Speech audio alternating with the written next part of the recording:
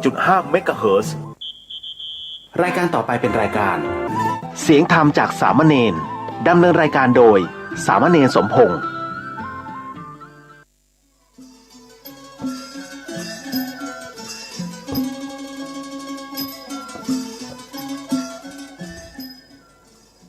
ทั้งโลกนี้มีธรรมประจำที่เมื่อทำดีจะไม่ดีมีที่ไหนมีสุขบ้างทุกข์บ้างช่างประไรเป็นวิสัยของมนุษย์ปุถุชนขอกราบไหว้สาครูบาอาจารย์ทุกท่านขอเจริญพรศรัทธาญาติโยมผู้ใฝ่ในศีลในธรรมทั้งหลายมาแล้วและการเสียงธรรมจากแน่น้อยสั่งเหลือจากวัดประแดงทั้งนี้โดยการนำของท่านพระครูโคศิษฐ์ปริยัติยาภรณ์เจ้าวัดประแดงเจ้าคณะตำบลสุเทพเขต 1ดำเนินโดยการดรธรรมภาพสามเณรสมพงษ์จากวัดประแดงนั่งดำเนินโดยการอยู่ที่วัดประแดงส่งเสียงมายังสถานีวิทยุ FM 104.5 ของวัดไผ่หินญาติโยมหุ้นส่วนธรรมทั้งหลายทุกเมื่อเช้าวันนี้ครูบาอาจารย์เพิ่นได้สอนมาแต่อ่อนแต่ออกว่าอยู่วัดอยู่บ่ได้หมั่นไหว้พระสวดโยโกฮ้องแล้วก็นำธรรมคำสอนองค์พระสัมมาสัมพุทธเจ้ามาโอ้มาจาญาติโยมฟังพ้องซึ่งธรรมภาพได้ทำตามที่ครูบาอาจารย์เพิ่นได้สอนได้สั่งไว้ตลอดมากึดอย่างไรก็จะโอ้ของศรัทธาญาติโยมฟังบ่ได้แบบนั้นแต่ว่ายังเป็นธรรมะโดยที่ว่าขยายบทความหรือว่าบทกลอนที่องค์ญาติโยมฟังว่าถ้าโลกนี้มีธรรมประจำที่เมื่อทำดีจะไม่ดีมีที่ไหนมีสุขบ้างทุกข์บ้างช่างอะไรเป็นวิสัยของมนุษย์ปุถุชนก็ขยายใจความให้ญาติโยมฟังมาได้หลายปีดีดักยังมาจบมาเสียงเดียวแต่วันนี้แห่งวันหนึ่งที่จะมาโอ้มาจากญาติโยมทั้งหลายได้ฟังกันเพราะฉะนั้นญาติโยมหุ้นส่วนธรรมทั้งหลายเป็นธรรมดาและเป็นจริงอย่างที่บทกลอนเพิ่นว่าก็ว่าถ้าโลกนี้มีธรรมโลกทั้งโลกทุกทั่วตัวคนมีศีลมีธรรมเหมือนกันทุกทั่วตัวคนบ้านเมืองก็จะเดือดร้อนร้อนไหม้แบบนี้ประเทศทั้งโลกก็เดือดร้อนร้อนไหม้แบบนี้ทุกวันนี้ต่างแข่งแย่งชิงดีชิงเด่นกันหลายอันหลายอย่างญาติโยมทั้งหลายคนเฮานั้นจะมีจะจนจะรวยขนาดไหนก็ช่างเอาไปด้วยบ่ได้ถ้าตายแล้วเพราะฉะนั้นในวันหนึ่งลองมาสร้างลองมาทำชีวิตของเฮามันสมบูรณ์ชีวิตที่จะสมบูรณ์ได้ต้องมีหลักธรรมะต้องมีธรรมะเป็นหลักประคับประคองใจตลอดเวลาชีวิตที่สมบูรณ์อย่างที่บอกเขาจะละธรรมะอย่างไม่ได้เมื่อใดชีวิตวุ่นวายเมื่อนั้นถ้าเขาละธรรมะเมื่อใดนะชีวิตเขาจะวุ่นวายจะหันได้ญาติโยมทั้งหลายลองพอเตอะทีวี ข่าวคราวต่างๆลูกฆ่าพ่อฆ่าลูก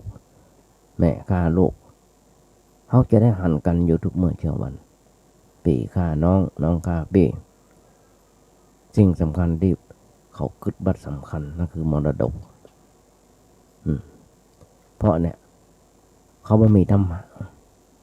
คนหมู่นี้บอกเขาจะมีธรรมะอันนี้เขาจะหันได้ง่าย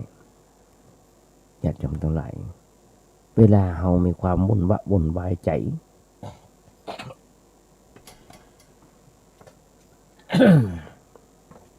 มีความทุกข์มีความเดือดเนื้อร้อนใจนั้น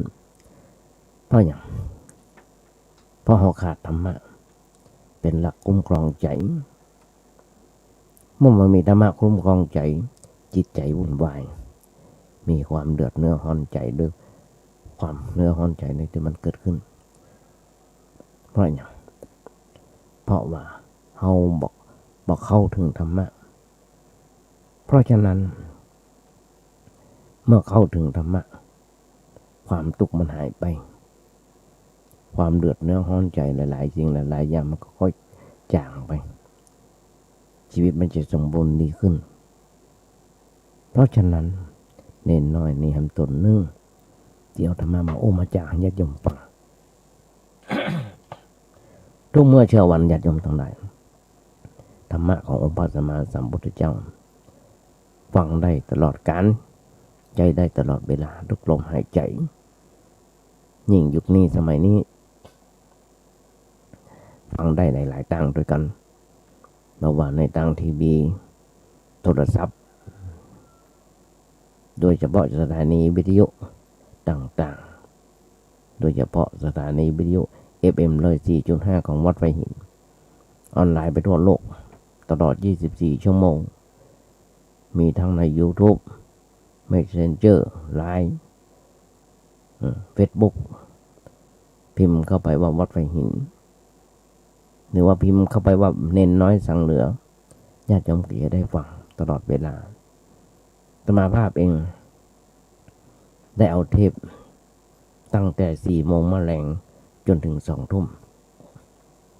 เข้าไปเปิดออนไลน์ให้ฟังให้ญาติโยมฟังทั้ง Messenger ทั้ง Line ทั้ง Facebook ทั้ง YouTube บ่ได้ไปเพื่ออวดตัวแม้กระทั่งครูบาอาจารย์ก็ส่งไปให้เพิ่นทั้งที่เคยรู้จักกันและบ่เคยรู้จักกันเพราะเป็นคนที่มีความรู้น้อยขอคำติชมจากครูบาอาจารย์ถ้าเพิ่นฟังแล้วอันใดบ่ดีบ่เดบ่ถูกเพิ่นถึงโทรมามาจากเพิ่นถึงคอมเมนต์เพิ่นถึงจมในเฟซบุ๊กในต่างๆเพราะฉะนั้นต้องอนุโมทนากับครูบาอาจารย์ด้วยที่เมตตาก็เน้นน้อยตนนี้ญาติโยมทั้งหลายนี่แหละคนเฮาถ้าขาดธรรมะมันเดือดร้อนยิ่งตอนเนี้ยโรคระบาดที่ว่าโรคระบาดนั้นก็คือว่าเป็นโรคโควิดประดังเข้ามาในประเทศไทยของเฮาก็หลายเดือนละเป็น2 ปีมานี้ละช่วยกันรักษาช่วยกันให้อย่างต่างๆอยู่บ้านอยู่จองกันโรคระบาดมันเกิดขึ้นในโลกมันไม่จะมีมาประเดี๋ยวมีแต่สมัยโบราณนะสมัยพุทธเจ้าหรอกสมัยพุทธเจ้าเขาก็มีโรคระบาด เท่าที่ข้อมูลบันทึกไว้มีการแก้ไขจัดการโรคระบาดมี3 วิธีด้วยกัน 1. ปล่อยไปตามธรรมชาติเมื่อคนเฮาสร้างภูมิคุ้มกันเองนั่นคือไผ่แข็งแรงก็รอดไผ่อ่อนแอก็การรักษาระยะห่างกันจากทางสังคมปิดประเทศงดการเดินทางต่างคนต่างอยู่ต่างคนต่างป้องกันตัวเก่าสำคัญที่สุดคือการฉีดวัคซีนสร้างภูมิคุ้มกันในร่างกายของคนเฮา2 วิธีแรกญาติโยมทั้งหลายทำให้สูญเสียทั้งชีวิตและทรัพย์สินนักหนาปาปานมาใจในกรณีที่ยังบ่มีวัคซีนบ่มียารักษาแต่ว่าต่อเมื่อวัคซีนมีวัคซีนมียาการฉีดวัคซีนก็ต้องเป็นทางรอดที่ปลอดภัยที่ยั่งยืนโรคกินตับน้ำปนห้องสมัยตะกอนปนห้องกันละโรคญาติโยมขอสักหน่อยหนึ่ง ในปัจจุบันโรคโควิด-19 เป็นโรคกินปอดกินปอดเฮา ช่วงแรกๆหลายๆประเทศก็ใช้อยู่2 วิธี 1. รักษาระยะห่าง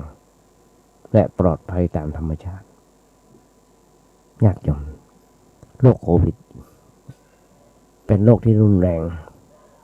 เป็นโรคที่น่ากลัวเป็นโรคที่น่ากลัวเป็นโรคที่โหดร้ายเป็นโรคที่ใจดำถ้าจะหันได้ญาติโยมคนที่ตายจากโรคโควิดคนที่เป็นก่อนที่เป็นจากโรคโควิดไผก็บ่เข้าใกล้ญาติโยมทั้งหลายแต่ก่อนเขาว่ามีโรคเอดส์เข้ามาคนยังไม่ค่อยเข้าใกล้ยังพอมีอยู่อย่างวัดพระบาทน้ำพุมีนักหนาพระบ้านคนที่เป็นโรคเอดส์โรคHIVมายุคนี้มีโรคโควิดเข้ามาเป็นโรคที่ใจดำอย่างที่บอกชนิดที่ว่าโทรศัพท์อู้กันมาได้จนได้โทรศัพท์อู้คอกันอู้กันขออโหสิกรรมนั่นคือเมื่อกี้พันที่ผ่านมาคือลูกขออโหสิกรรมกับแม่โดยที่สัปเหร่อโดยที่เจ้าหน้าที่มูลนิธิต่างๆเอาโทรศัพท์ไปใกล้โลงศพแล้วก็ขอขมาเปิ้นทำไมถึงทำแบบนั้นตัวลูกเองก็ต้องอยู่ที่โรงพยาบาลรักษาโรคโควิดญาติโยมทั้งหลายไปที่หน้าสังเวชแฮมหลายอย่างวันนี้เข้ามาในห้องส่งลืมเอาสมุดที่จดไว้เข้ามาด้วยกำมาแต่แก้วน้ำจดไว้ลืมไปเหี้ยเพราะฉะนั้นโรคโควิดนี่เป็นโรคที่โหดร้ายบางคนตัดก้อมสินเปียงฆ่าตัวตายไปเหี้ยก่อนที่จะรักษาเปิ่นฮื้ออยู่กัน7 วันกับ14 วันกักตัวไว้มันยอมกักกันก็มีตายกันตามข้างถนนตายกันตามในบ้านมันมีที่ไปและมันมีที่มาญาติโยมทั้งหลายไอ้ว่าที่ไปที่มานั้นเอาก้อยว่ากันเพราะฉะนั้นคนเฮาจะต้องมีธรรมะอย่างที่บอกมีธรรมะญาติโยมทั้งหลายที่มีความเข้าใจในเรื่องนี้เข้าใจเรื่องอย่างเรื่องที่ว่าคนเฮาอยู่ตายเหมือนกันทุกคนเพราะว่าจะเป็นเศรษฐีหรือว่ายาจกตายเหมือนกันทุกคนนี่แหละคือต้องเข้าใจในเรื่องนี้เพราะฉะนั้นสิ่งสำคัญที่สุดต้องแสวงหาธรรมะเป็นหลักครองใจเรื่องหันผลของธรรมะว่าเพื่อความคุ้มครองเพื่อความสุขแก่ชีวิตของเฮาอย่างไรบ้างซึ่งปัญหาต่างๆที่เกิดขึ้นในชีวิตประจำวันหลายอย่างในแง่ต่างๆเฮาแก้มันได้ด้วยอันอย่างถ้าที่ประพฤติธรรมก็แก้มันด้วยความเข้าใจความรู้ความเข้าใจในธรรมะเอาธรรมะมาแก้ไขปัญหาชีวิตผ่อนคลายไปได้พ้นจากความทุกข์ความเดือดร้อนอันนั้นคือเหตุผลที่ปรากฏอยู่อย่างที่บอกอย่างน้อยๆเราต้องมีศีลอย่างน้อยๆต้องมีศีลศีลทำให้กลับมาโลกาจะวินาศญาติโยมทั้งหลายถ้าโมที่ประพฤติธรรมก็จะพ้นสำคัญที่สุดคือพ้นจากความทุกข์ความเดือดร้อนอันนั้นคือผลที่มันปรากฏอยู่ความสบายใจหนึ่งละความสบายใจอย่างหนึ่งละนั่นเป็นโรคอย่างหนึ่งมันเหมือนกับโรคทางร่างกาย คนเราที่เป็นโรคทางร่างกายต้องกินยาเพื่อรักษาโรคทางกายชั้นใดเมื่อมีโรคทางจิตใจขึ้นมาก็ต้องใจยาแก้โรคทางใจยาแก้โรคทางกายนั้นเป็นเรื่องของทางวัตถุเพราะว่าร่างกายที่เป็นวัตถุร่างกายของเราเนี่ยนะมันเป็นวัตถุเกิดขึ้นด้วยธาตุทั้งสี่มีหลายอย่างการที่มีโรคทางกายก็เนื่องมาจากว่าอันอย่างบางอย่างมันขาดไปความต้านทานก็น้อยไปเลยเป็นเหตุให้เกิดโรคทางกายขึ้นมาแต่ถ้าหากว่าเฮาบ่หูเต่าหูตันโรคนั้นก็จะกำเริบเสืบสารทำเขาต้องพ่ายแพ้แก่โรคร่างกายก็ถึง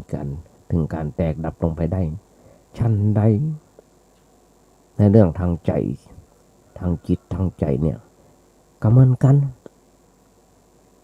มันมีโรคทางใจเกิดขึ้นบ่อยๆโรคทางใจนั้นเหมือนกับโรคทางกายบ่เหมือนกับโรคทางกายโรคทางกายมันมีตัวเป็นเชื้อเป็นเชื้อโรคประเภทต่างๆอย่างโรคโควิดเนี่ยเอาจนชนิดที่ว่าเลือดเนื้อห้อนไหม้กันไปทั่วโลกแม้กระทั่งตรวจอัตมาภาพเองคุณหมอปนัดเมื่อวันที่3 เดือนที่ผ่านมาแล้วเขามาได้ไปเอายาไม่ได้ไปตามที่หมอนัดก็ขอความอนุเคราะห์จากเจ้าหน้าที่เพิ่นส่งยามาเพิ่นเอามายามาส่งก็ได้รับความอนุเคราะห์จากเพิ่นเพราะว่าหมอเพิ่นบ่ได้นัดตรวจนัดอย่างเป็นบ่ได้นัดเจาะเลือดเจาะอย่างต่างๆขอประมาณเดือน2 เดือนพอเขากินอาการมันดีขึ้นเขาก็บอกก็เพิ่นเป็นอย่างนั้นอันนี้เพราะฉะนั้นนี่แหละญาติโยมทั้งหลายมันเข้ามายึดในร่างกายของเรามันเป็นเอาร่างกายของเราเป็นที่อยู่ของมันเป็นที่เกิดเป็นที่อาศัยแล้วก็ทำให้เราต้องพ่ายแพ้มันโรคโควิดนะคนใดที่ยังมีร่างกายปกติก็หมายความว่าความต้านทานทางร่างกายนั้นยังดีอยู่เมื่อความต้านทานร่างกายยังสมบูรณ์พร้อมเขาก็เอาชนะโรคได้แต่ก็มาแน่นักว่า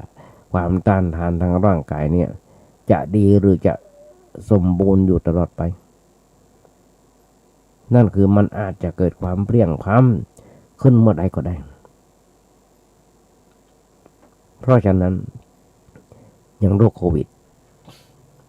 ต้องใจผ้าปิดปากปิดหูดังผ้าแมสปิดปากปิดหูดังจะไปที่ไหนใส่ให้มันเคยชินคนบางคนที่พอหันว่ามีร่างกายเป็นปกติเป็นคนมีน้ำมีนวลร่างกายแข็งแรงแต่ก็ไม่แน่ก็เกิดอาการเจ็บไข้ลงได้ทันที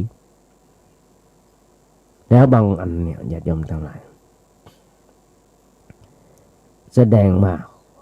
มันมีเชื้อโรคอย่างแรงเกิดขึ้นในร่างกาย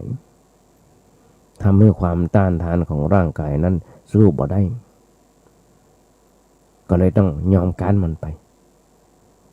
กลายเป็นโรคประจำกายประจำตัวไปอย่างเช่นโรคเบาหวานโรคความดันมันอาจจะถึงการแตกดับลงไปเมื่อใดก็ได้เพราะฉะนั้นเรื่องการเรียนรู้ในเรื่องโรคทางกายก็เพื่อจะให้มีการป้องกันแก้ไขในเรื่องโรคนั้นเกิดขึ้นเขาก็จะได้มีชีวิตเป็นปกติบ่วุ่นวายนักจนเกินไปชั้นใดเรื่องจิตใจงูเห่านี่ก็เหมือนกันเมื่อมีโรคทางใจเกิดขึ้นก็เพราะว่าเขาพ่ายแพ้ต่อสิ่ง ที่ยั่วยุคืออารมณ์ประเภทต่างๆที่เข้ามากระทบประสาททั้งห้าอย่างที่อาตมาเคยบอกตาหูจมูกลิ้นกายใจอันนี้เป็นประตูแห่งโรคทางใจเพราะว่าสิ่งภายนอกมันมากระทบเมื่อมีสิ่งภายนอกมากระทบเขาแล้วเราไม่สามารถจะต่อสู้มันได้เราก็พ่ายแพ้แก่สิ่งนั้นการพ่ายแพ้นั่นก็คือหมายความว่าตกเป็นทาสของสิ่งนั้นเช่นเราตกเป็นทาสของรูปเสียงกลิ่นรสสัมผัสอันเป็นเรื่องของทางวัตถุเหมือนกันที่เราฮ้องกันว่ามัวเมาในวัตถุหลงไหลอยู่ในสิ่งนั้นมูจักจบมูจักสิ้นจิตใจกระวุ่นวายมีปัญหาเกิดขึ้นบ่อยๆอาจถึงกับเสียผู้เสียคนไปก็ได้ก็ยังหันได้ทุกเมื่อเชื่อวันญาติโยมทั้งหลายหลายครั้งอย่างเมื่อกี้วันที่ผ่านมาทั้งปลื้มใจดีใจกับตาอ่อนคนหนึ่งอายุจะจำมาเป็น11 ขวบซึ่งนอนป่วยโควิดอยู่ในศูนย์พักวันนั้นเป็นวันครบรอบวันเกิดของเปิ้ลคุณหมอเปิ้ลเซอร์ไพรส์นั่นคือซื้อเค้กมาเป่าให้เปิ้ลโดยที่เปิ้ลไปไหนบ่ได้นัดแนะกันมาห้องเพลงHappy Birthdayของเปิ้ลกำเนิดนั่นคือกำลังใจอย่างหนึ่งที่จะทำมือละอ่อนทุกคนที่อยู่ในห้องที่อยู่ในโรงพยาบาลนั้นมีกระจิตกระใจมีกำลังใจที่ดีรักษาโรคจนหายนึกมันหายบางคนญาติโยมทั้งหลายอยู่โรงพยาบาลนอนป่วยเป็นโรคโควิดอยู่อยากจะซื้อหวย อยากจะซื้อหวยก็โทรศัพท์เอิ้นกับคุณหมอกับอันพยาบาลที่เปิ้นเฝ้าไข้อยู่ไปปากันมาได้ตอนหากันมาได้เนาะเนาะพยาบาลก็ใจดีใจบานก็รับปากจะไปซื้อหวยมื้อถ้ามันมีจะไปซื้อหวยมื้อเปิ้นฝากสตางค์ไว้เรียบร้อยอันนี้ก็คือกำลังใจหำอย่างหนึ่งญาติโยมทั้งหลายนี่มันจะได้หายแต่ว่าบางคนญาติโยมทั้งหลายมีสูญเสียหลายสิ่งหลายอย่างการสูญเสียทางร่างกายนั้นมาเป็นการสูญเสียต้นไหนแต่การสูญเสียทางด้านจิตใจนี่แหละเป็นความสูญเสียอันยิ่งใหญ่ในชีวิตของเราญาติโยมก็จะหันได้ว่าโรคโควิดเข้ามาในประเทศไทยของเราทำให้เราในสูญเสียบ่น้อยบางคนสูญเสียทั้งครอบครัวบางคนสูญเสียบุพการีไปบางคนสูญเสียคนรักไปนักหนาป้าบ้านญาติโยมทั้งหลายเป็นสิ่งที่เศร้าโศกเสียใจคนที่เป็นโควิดตายอย่างที่เคยอย่างที่ญาติโยมหันไปงานศพก็บ่ได้แม้กระทั่งสับเปลือโบะน้ำมะพร้าวล้างยังบ่ได้แต่ละวัดแต่ละว่าเขาก็จะหันได้มีวัดที่มีเมนเผาศพจนเมนแตกอย่างวัดหลวงพ่อพูนวัดไผ่ล้อมหลวงพี่น้ำฝนเพิ่นทำการอยู่ฟรีหมดทุกอย่างญาติโยมทั้งหลายบ่ต้องเสียเงินอย่างไม่แต่บาทเดียวเพราะจะสูญเสียอย่างใดจะเสียอย่างใดก็บ่มีเงินจะเสียทางวัดหลายว่าต่างๆก็ช่วยอนุเคราะห์เผาแม้กระทั่งเก็บกระดูกไว้ตายบ่พอญาติโยมทั้งหลายพอโรคโควิดเข้ามาหลายหน่วยงานที่ได้เอาเข้าป่าอาหาร อาหารการกินอย่างต่างๆเอาใส่ในตู้ปันสุกอย่างวัดประแดงนี่ก็มีลุงตะวีเบิ้นทำกันที่หน้าบ้านเบิ้นโดยมีภรรยาของเบิ้นคือคุณบุญลอยคุณยศยิ่งและลูกๆหลานๆน้องๆญาติพี่น้องทำกับข้าวกับปลาใส่ในตู้ปันสุกไว้แต่ก็หันภาพดีๆที่งามบางคนแบ่งเพื่อเจือจานกันไปแต่บางที่ญาติโยมทั้งหลายตู้ปันสุกปันเอามาใส่ไว้เต็มมาถึง5 นาทีมีคนมันลุ่มเอาไปมาจะเอาเตือเดียวรอท่าเอาอยู่หั่นเปิ้นเอามาเติมมาได้ก็ลูกเอาของเปิ้นมาโดยไปแบ่งไผ่แบ่งกันหมู่เขา 4-5 คนอันนี้ก็เป็นสิ่งที่มันน่าจะสรรเสริญมันน่าจะทำตามแม้กระทั่งพระสงฆ์องค์เจ้าญาติโยมทั้งหลายก็ทำอาหารการกินช่วยเหลือให้กับศรัทธาญาติโยมทั้งหลายผู้อยู่ในชุมชนในต่างๆที่ได้รับความเดือดร้อนได้สิ่งหลายอย่างญาติโยมทั้งหลายว่าต่างวัดมาว่าหน่วยงานข้าราชการมาว่าสถานีวิทยุสถานีโทรทัศน์ต่างๆเพิ่งก็ได้ช่วยเหลือคือเจือจานกันทุกๆสถานีบางคนก็เอาเงินไปแจกบางคนก็เอาข้าวอาหารสารให้อาหารข้าวสารอาหารแห้งไปแจกไปแบ่งเพื่อเจือจานกันอันนี้คือนิสัยของคนไทยของเขามีการช่วยเหลือในเมื่อยามที่มีทุกข์เข้ามาประเดประดังเข้ามาแต่ก่อนนั้นแหละญาติโยมทั้งหลายวกเข้ามาอาตมาได้จำกรรมของท่านพระครูสังฆบริหารธรรมนูญธรรมกุโนเจ้าวัดสันทรายหลวงว่าสังขารจะสะสวยต้องมันขัดสีคนจะดีต้องมันฟังเทศอยากเป็นคนพิเศษต้องสร้างเหตุแห่งความดีอันนี้ก็คือคุณงามความดีอย่างนึงที่ศรัทธาญาติโยมได้ฟังได้ทำกันเพราะก็อย่างการสูญเสียทั้งร่างกายอย่างที่เคยมันมาเป็นการสูญเสียตัวใดแต่การสูญเสียทางด้านจิตใจนี่แหละเป็นความสูญเสียอันยิ่งใหญ่ในชีวิตของเขาเพราะคนเขาถ้าใจมันเสียไปแล้วอันยังก็รับร้อยจะเสียไปหมดแม้ร่างกายจะเป็นปกติแต่ว่าจิตใจมันเสียกำลังไปคนจะเป็นคนที่สมบูรณ์อยู่ได้อย่างไรคนจะเป็นคนที่สมบูรณ์อยู่ได้อย่างไรกำลังใจจะสูญเสียกับเราว่าปล่อยตัวปล่อยใจนักจนเกินไปในสิ่งต่างๆที่เป็นวัตถุอันเกิดขึ้นมากระทบทางจิตใจเราไม่สามารถจะเอาสิ่งนั้นได้เราสามารถจะเอาสิ่งนั้นได้ที่บ่สามารถจะเอาชนะมันได้ที่บ่สามารถจะเอาชนะได้นั้นก็เพราะว่าบ่มีสติบ่มีปัญญาฆ่าตัวตายอย่างต่างหันได้อยู่ทุกเมื่อเช้าวันที่บ่สามารถจะเอาชนะมันได้ก็ว่าบ่มีสติปัญญาโดยตัวสตินี่ญาติโยมทั้งหลายตัวธรรมคือตัวธรรมะตัวสำคัญก็อย่างเคยบอกปัญญาก็คือตัวธรรมะ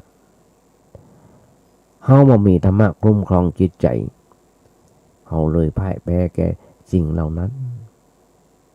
แต่ถ้าเฮามีสติหูตันมีปัญญาหูเต่าต่อสิ่งนั้นเฮาบ่พ่ายแพ้แก่อารมณ์สิ่งใดมากระทบ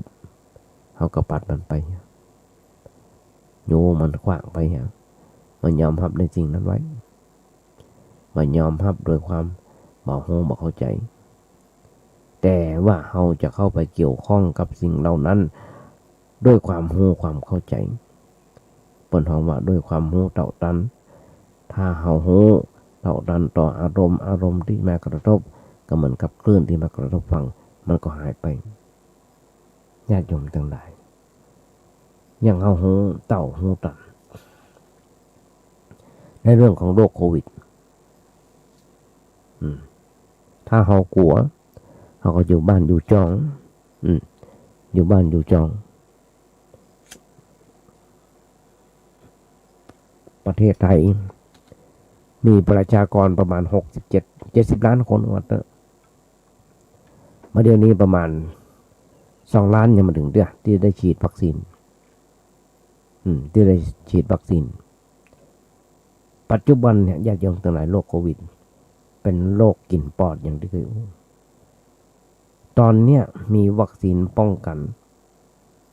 ทุกคนก็วางใจหลายๆประเทศฉีดวัคซีนควบคุมโรคเปิดประเทศรับต่างชาติได้วัคซีนที่ดีที่มีคุณภาพ มันก็เลยเป็นคำตอบสุดท้ายที่จะเอาชนะโรคทำโรคหากินปอดปกป้องชีวิตและทรัพย์สินไว้ได้ญาติโยมหุ้นส่วนธรรมทั้งหลายประวัติศาสตร์บอกเขาแบบนั้นอโรคายาปรมาณาภาผู้ไม่มีโรคเป็นลาภประเสริฐอโรคาภัยอันเกิดจากโรคทุพพิกภัยจากเข้ายากมากแปลงญาติโยมทั้งหลายอันอย่างมันกระปุกกระแปลงไปเห็นหมดทุกอันปันอย่างมาเดี๋ยวหลายสิ่งหลายอย่างเขาจะหันได้ภัยเกิดจากมนุษย์ภัย3 ประเภทเนี่ยนักจะมาด้วยกันเมื่อมันเกิดโรคระบาดผู้คนทำมาหากินก็ลำบากปิดปีหากุฏิกุยางเป็นกาดเป็นดีอย่างต่างๆปิดหมด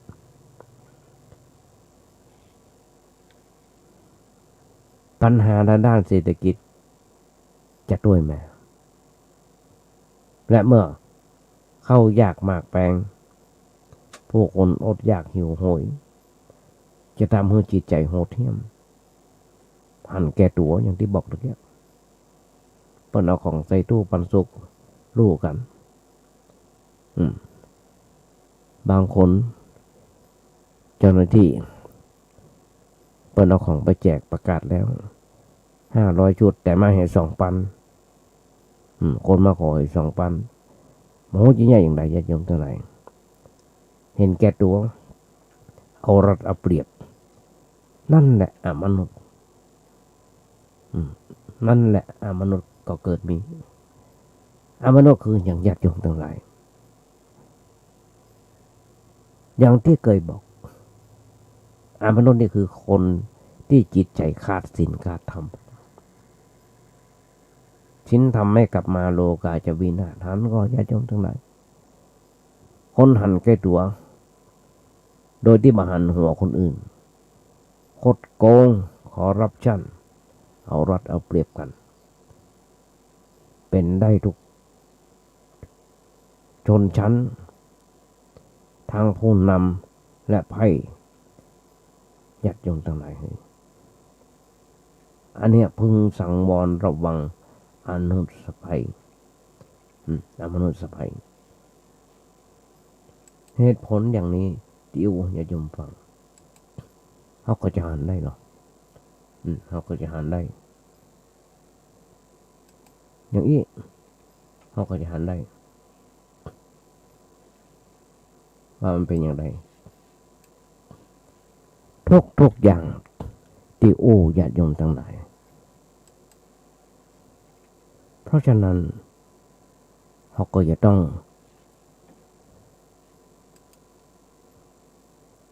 กันไปเงินก็ได้หมกโรคภัยไข้เจ็บต่างๆเปรียบเสมือนคลื่นทะเลคลื่นที่มันหายไปที่คลื่นที่มันหายไปนั้นไม่ได้ทำให้ฝั่งเสียหายแต่เช่นเขายืนอยู่ที่ชายทะเลเขาก็จะปะว่ามีคลื่นมากระทบฝั่งอยู่ตลอดเวลาคลื่นที่กระทบฝั่งนั้นมันไม่ได้ทำให้ฝั่งเสียหายอะไรอย่างนักหนาป้านกระทบแล้วมันก็หายไปกระทบแล้วมันก็หายไปเขาเลยว่าหายไปเหมือนคลื่นกระทบฝั่งที่มันหายไปเหมือนกับ โรคโควิดมาเดี๋ยวนี้บางทีวันมันก็คงหายไปเพราะว่าเฮาเก่งเหลือเฮาเก่งแล้วมันนดเฮาเก่งแล้วมัน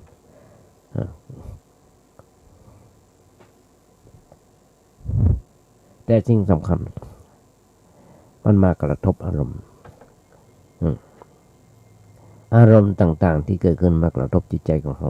มันก็เหมือนกันถ้าหากว่าเราบอกหูเต่าบอกหูตันมันก็ทำให้เราเสียหายคือทำให้เกิดความรู้สึกรุนแรงในเรื่องนั้น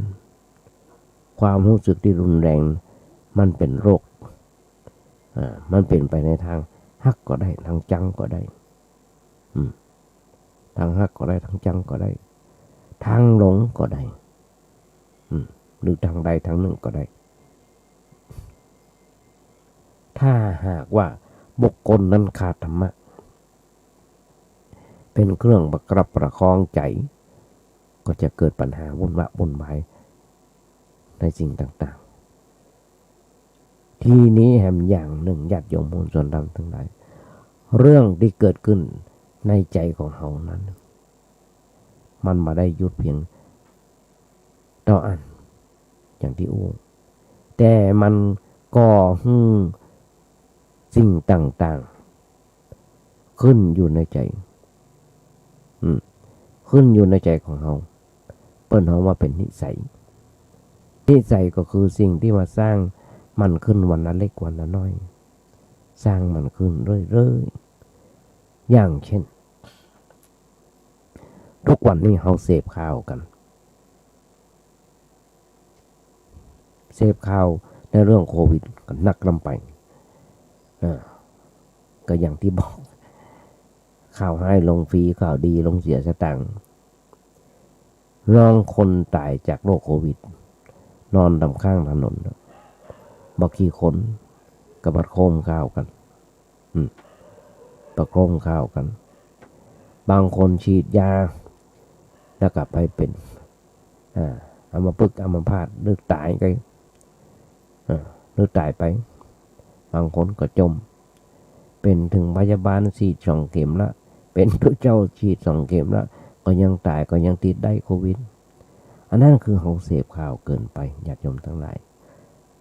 ฟังคุณหมอปนติแต่ที่เพิ่นโอ้คุณหมอเองก็เตรียมมาโอ้ก็มีก็เหมือนกันญาติโยมลองกึกกันเถอะมาโอ้หำกำนึงว่าประชากรประเทศไทยของเรา60-70 ล้านคนฉีดวัคซีนไปประมาณบ่ถึงล้านคนเด้อและยังต้องการยังจองอยู่ฉีดวัคซีนอยู่แฮมหลายล้านแต่บ่มีวัคซีนให้เฮาวัคซีนมันยังบ่มาเด้อรอก่อนจองกันอยู่บางคนจองจนเสียสตางค์นั่นคือถูกต้มถูกจุถูกหลอกอย่างใดขอเตือนญาติโยมทั้งหลายมีคนโทรศัพท์ไปบอกหมู่เฮาหมู่คนเฒ่าคนแก่ที่อยู่อย่างบ้านอย่างจองบางคนมีความรู้ความอ่านด้วยแฮมซ้ำว่าโควิดที่ยาวัคซีนที่สั่งจองนั้นมาแล้วเนอะต้องโอนเงินตั้งแต่ 3,000 กว่าบาทขึ้นไปวัคซีนจะมาฉีดวันนั้นวันนี้เนอะจะมาถึงวันนั้นนัดฉีดกันเนอะแต่มาเป็นความจริงญาติโยมทั้งหลายมาเป็นความจริงก็เลยถูกตกล่มไปนี่คือเสพข่าวบัทุกเว้ยเสพข่าวบัทุกต้องจานได้เนี่ยพ่อน้องว่าเพิ่มมันขึ้นมาเรื่อยๆในจิตใจของเราถ้าเราเสพข่าวสิ่งที่เราสร้างขึ้นไปเรื่อยๆนั้นถ้าสร้างด้วยความหลงความเข้าใจผิดมันก็งอกงามเป็นความหลงความเข้าใจผิดถ้าเราสร้างมันขึ้นมาด้วยปัญญาฝังด้วยปัญญาพิจารณาพอถามผู้รู้ มันก็งอกงามขึ้นเป็นปัญหาขึ้นเป็นปัญญาโทรศัพท์ไปถาม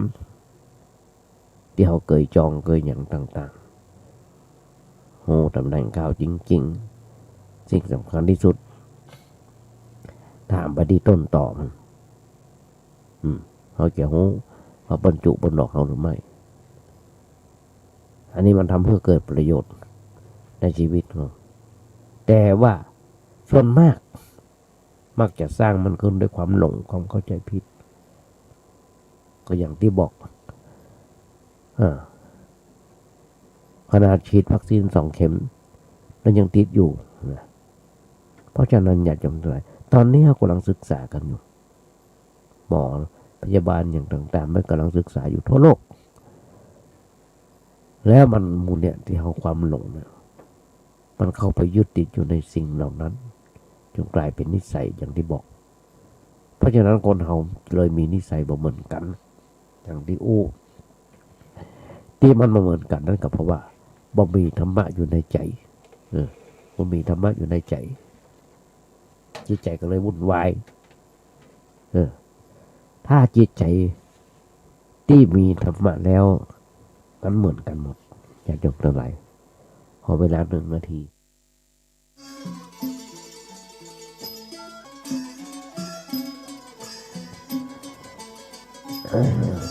กับวัดกับไอ้เนี่ยนะญาติโยมทั้งหลาย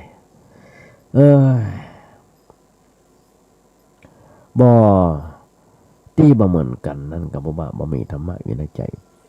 ถ้าจิตใจมีธรรมะแล้วมันเหมือนกันหมดญาติโยมลองไปพอตำวัดบาอนันต์ต่างๆทุกวัด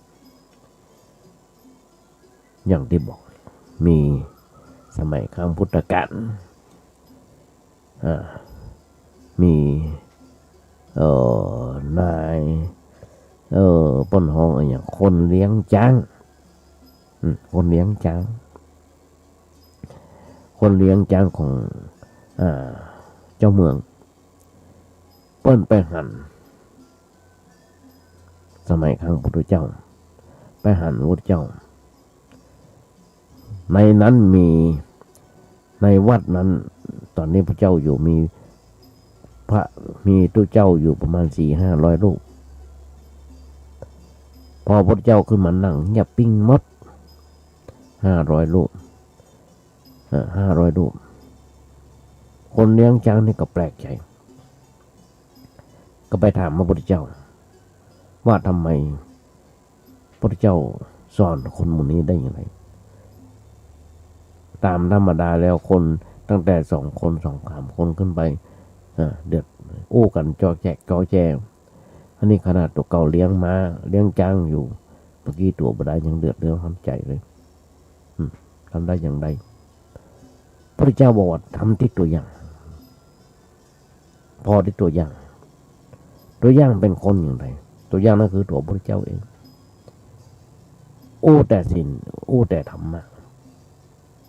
แต่ศีลแต่ธรรมะเหมือนกันญาติโยมทั้งหลายพอมาเลิกถึงตัวเขามันเลิกถึงยุคนี้สมัยนี้นั่งกับลูกหลานตันเต้าของเขาลูกหลานตันเต้าของเขาในครอบครัวของเขาสังคมน้อยๆลองกินเหล้าเมายามึงมาพาเวยลูกเต้าเขาปั่นก็จะเป็นแบบนั้นเพราะอย่างเพราะเขาไปสอนผมมาได้ห้ามกินเหล้าลูกมันจะฟังก่อนห้ามแอวเมื่อคืนลูกมันจะฟังก่อนห้ามเล่นการพนันลูกมันบดีก็สิ่งหมู่นี้ที่มันบดีทำไมพ่อแม่ถึงทำลูกมันมาฟังญาติโยมทั้งหลายสังคมประเด็นในปัญหาสังคมก้มหน้าต่างคนอยู่กันคนละจอกละแจ่งโทรศัพท์คนละเครื่องเหมือนกันญาติโยมตลอดมาหลายครั้งสังคมก้มหน้านี่เป็นสังคมที่อันตราย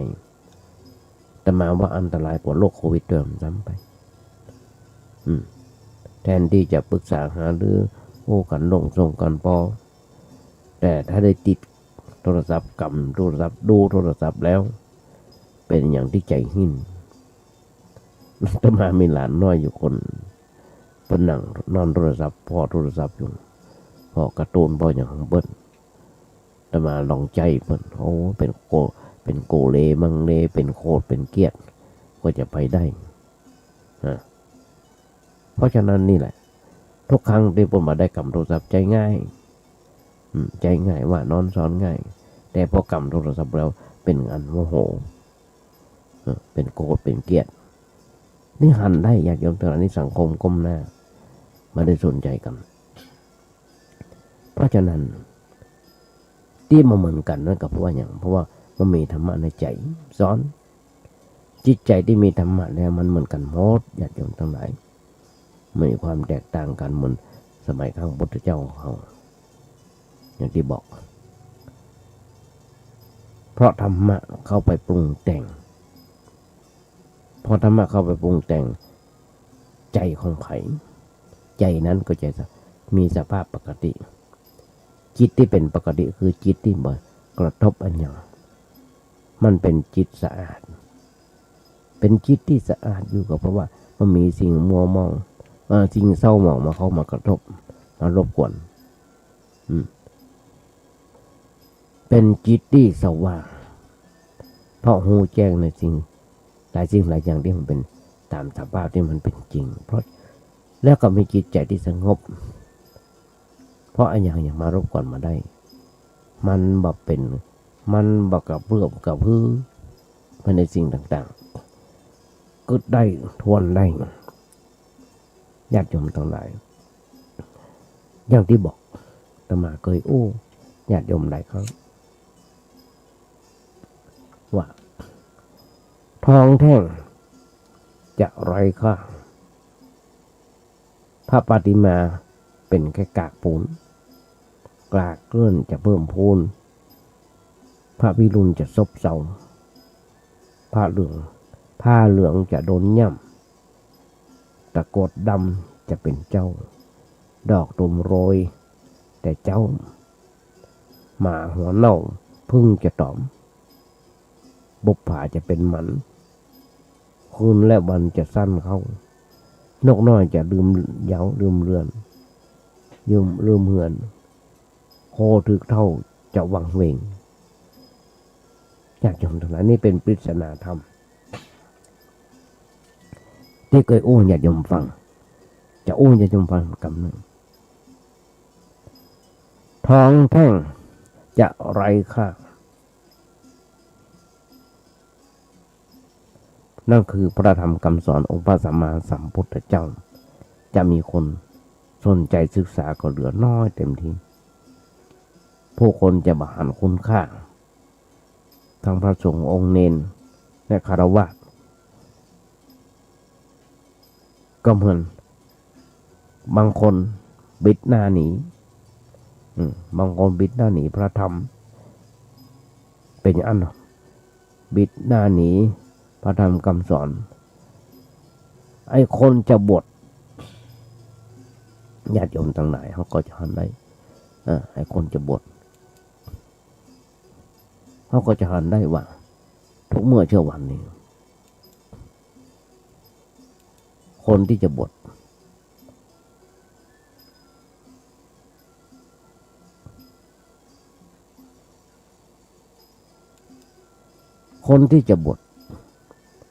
พระสงฆ์องค์เจ้า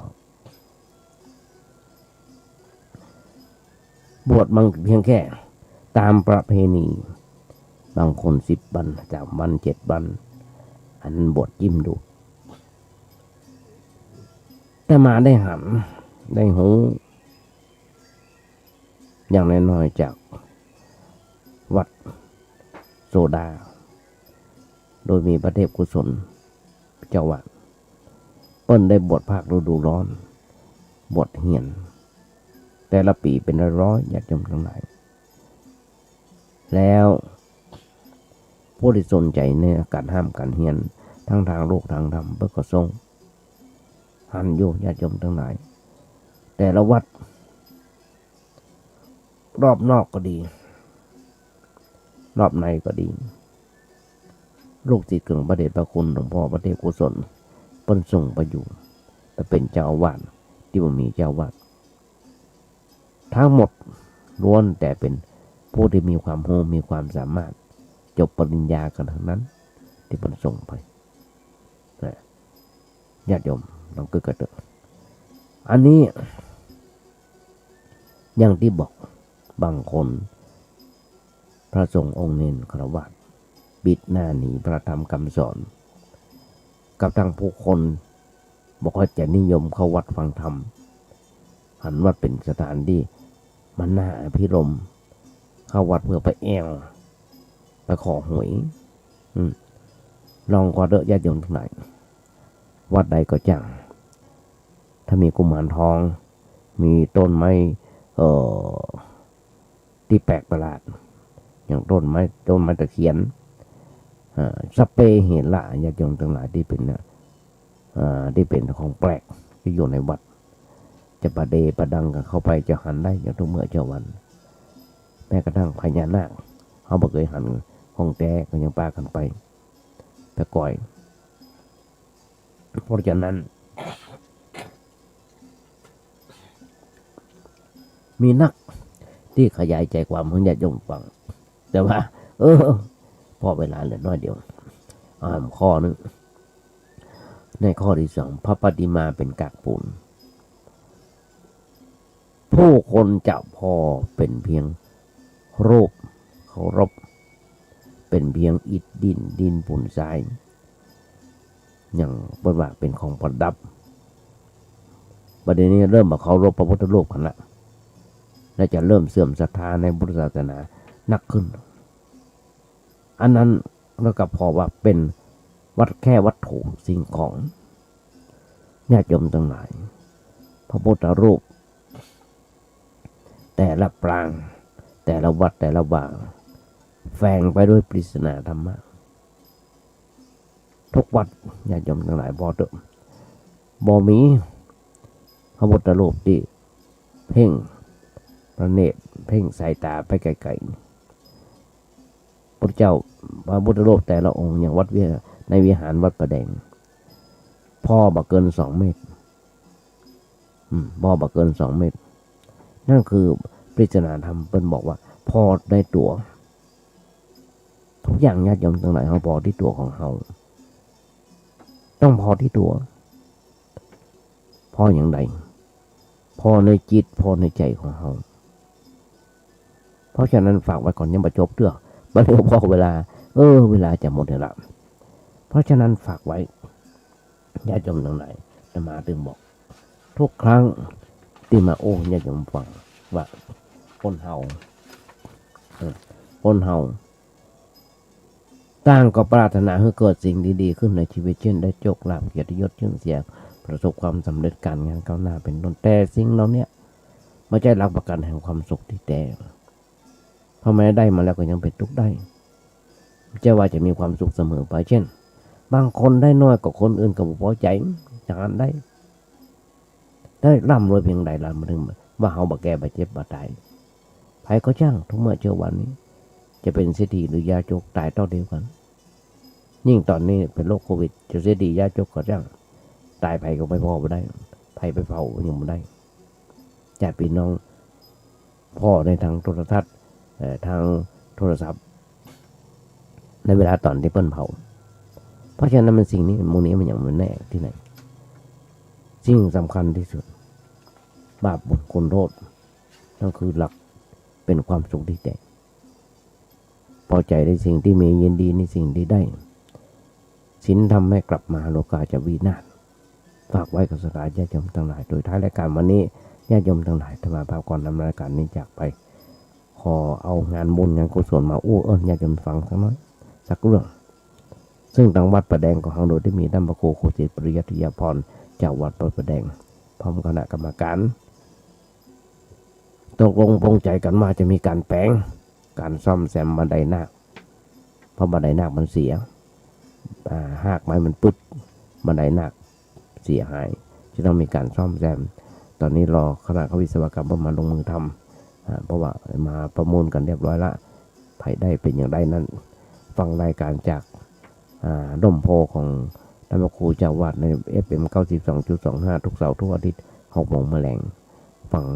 รายละเอียดจากเบิ้ลธรรมามาโอเอิญบอกญาติโยมจะร่วมทำบุญส่วนต่างด้วยกันว่าอิฐหินดินผุนทรายยังก็จ้างเราจะไปถามท่านพระครูเจ้าวัดได้เบอร์มันมีอยู่ว่า0818815690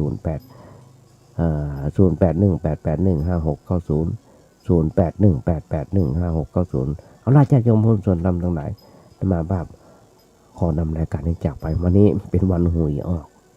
ก็วางใจอย่างยิ่งว่าโคญาติโยมคงได้หวยกันลูกหวยด้วยแชร์กันท้ายรายการวันนี้ขออำนวยพรสดาญาติโยมทั้งหลายและขอบพระคุณในน้ำจิตน้ำใจของท่านพระครูสมุวิศวะวรกิโจนายสถานีเจ้าวัดวัดระหินที่เมตตาธรรมาภาพไม่ได้มีโอกาสฝึกมีโอกาสหัดเอาล่ะญาติโยมทั้งหลายรายการนี้ขอยุติลงไปเดี๋ยวเพียงแค่นี้ก่อนท้ายรายการวันนี้ก็ขออำนวยพรสดาญาติโยมทั้งหลายหวังใจเป็นอย่างยิ่งวันนี้ญาติโยมคงได้อันยำมานักก็น้อยกึศอย่างใดก็จะญาติโยมฟังแบบเนี้ย